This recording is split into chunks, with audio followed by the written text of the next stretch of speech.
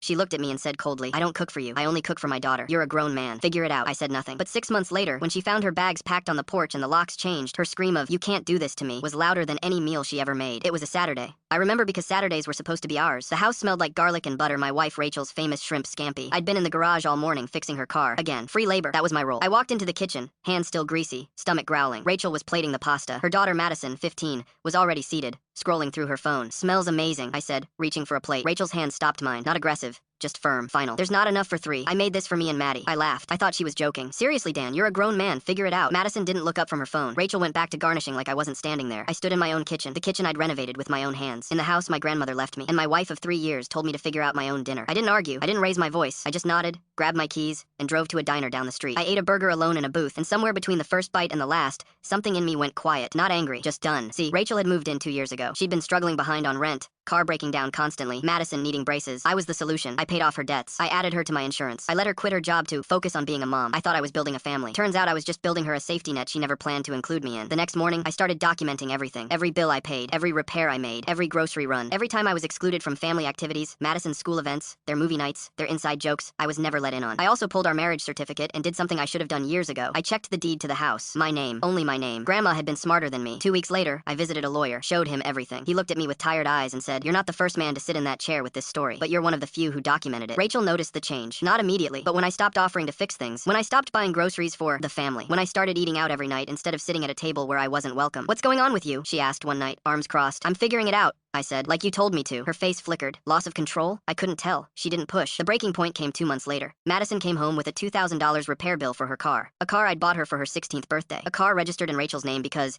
it made the insurance easier. Rachel walked into my office, bill in hand, expectant. She needs this fixed by Friday, she said. Not a question, a directive. I didn't look up from my laptop. That sounds like something you two should figure out. Her voice went cold. Excuse me? I don't pay for things for your daughter. I only pay for things for myself. I'm a grown man, remember? The silence was deafening. 3 weeks later, she was served. Not divorce papers, eviction papers. My lawyer had been thorough. The house was mine. She had no legal claim. Her name was on nothing. She'd been living in my property, eating my food, spending my money, and telling me I wasn't family. Now she had 30 days to find out what family really meant. The day she left, she stood on the porch surrounded by boxes. Mascara streaked down her face. You're really doing this? Over a dinner? Over shrimp? I leaned against the doorframe. No, Rachel. I'm doing this because you told me exactly where I stood. You said I wasn't part of your family. I'm just agreeing with you. She opened her mouth to say something, but Madison grabbed her arm. Mom, let's just go. They left. The update came 6 months later from a mutual friend. Rachel had moved in with her mother. The car I'd bought Madison got repossessed. Rachel couldn't keep up with payments. She was back to working retail, complaining to anyone who'd listen about how I'd abandoned them. But the part that stuck with me, Madison had reached out, not to apologize, but to ask if I'd still help pay for her college. I didn't respond. Some people only see you as what you can provide, and when you stop providing, you stop existing to them. Rachel told me to figure it out, so I did. I figured out I was never her husband. I was her landlord, and the lease is up.